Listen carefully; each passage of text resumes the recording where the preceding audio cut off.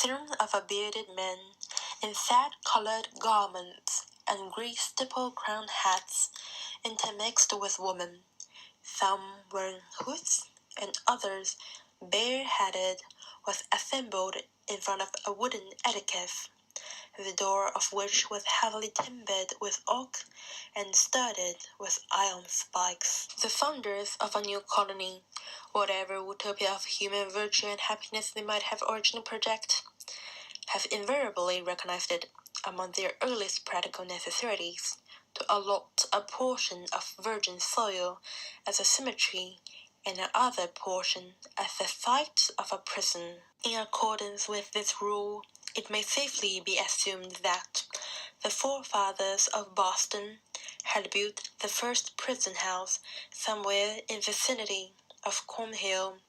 almost as seasonable as they marked out the first burial ground on Isaac Johnson's lot,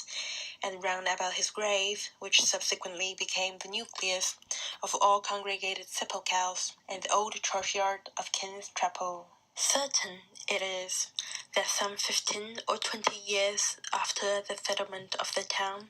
the wooden jail was already marked with weather stains and other indications of age, which give a yet darker aspect to its bitter-brown and gloomy front. The rust of the ponderous ironwork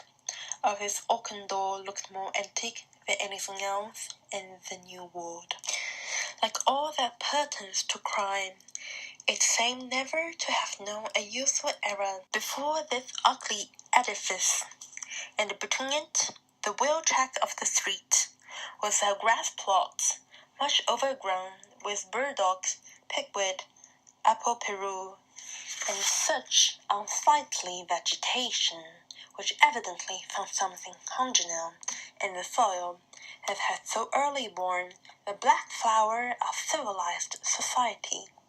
a prison. But on one side of the portal, and rooted almost at threshold, was a wild rose bush, covered in this month of June with its delicate gems, which might be imagined to offer their fragrance and fragile beauty to the prisoner as he went in, and to condemned criminal as he came forth to his doom, in token that the deep heart of nature could pity and be kind to him. This rose bush, by a strange chance, has been kept alive in history, but whether it had merely survived out of the stern old wilderness so long after the fall of gigantic pines and oaks that originally overshadowed it, or whether, as there is fair authority for believing, it has spurned up under the footsteps of Sinded and Hodgson as she entered the prison door, we shall not take upon us to determine, finding so directly on the threshold of our narrative, which is now about to issue from that unauspicious portal, we could hardly do otherwise than pluck one of its flower and present it to the reader. It may serve, let us hope, to symbolize some sweet moral blossom that may be found along the track, or relieve the darkening close of a tale of a human frailty and sour.